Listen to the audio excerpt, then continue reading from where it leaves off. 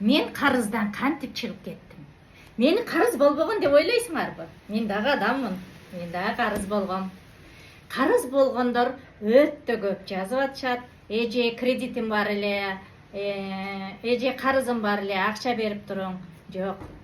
Карыз болгон болсоң, сени кайрадан карыз эч качан карыздан чыгарбайт.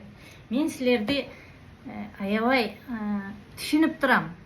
Силер карыз алсам эле карыздан кутулуп кетем деп ойлойсуңар да. Карыздын үстүнө карыз эч качан кутулбайт. Андан көрө мен силерге кантип чыгып кетиш ыкмасын үйрөтөйүн.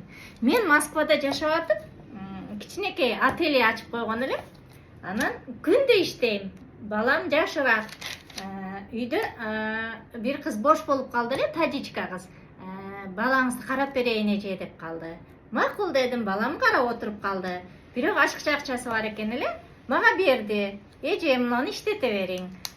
9000 рубль, алиге чейин эсимде бар. 9000 рубль берди дагы иштете бериң. Бирок деген условия койду. Бөлүп бөлбөй толук бериң деди.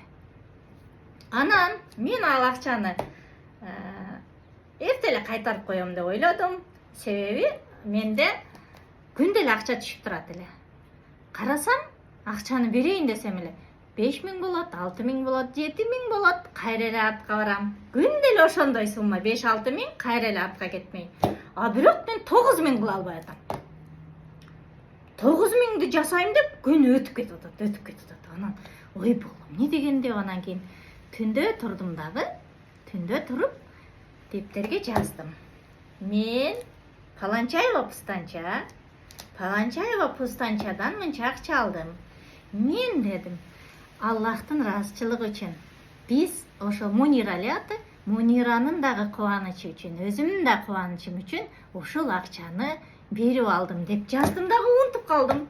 Эртеси күнү ишенесиңерби? Обедке жетпей, түшкө жетпестен менде ошол 9000 акча болду. Ошол 9000 акчаны аябай сүйүнүп, чындыгында сүйүндүм. Ушуга чейин эч боло албай аткан баягы мынагы көңүлүмдө турат да толук бер деген сөзүчү. Ошентип ушул түндө туруп ушинтип жазганым менен ошол акчаны толук кылып бере алдым. Ага чейин эч бере албай атканым. Азыр эми кийинки видеомдо мен ошол кантип карыздан чыкса болот, ошол методика менен силер менен бөлүшөм.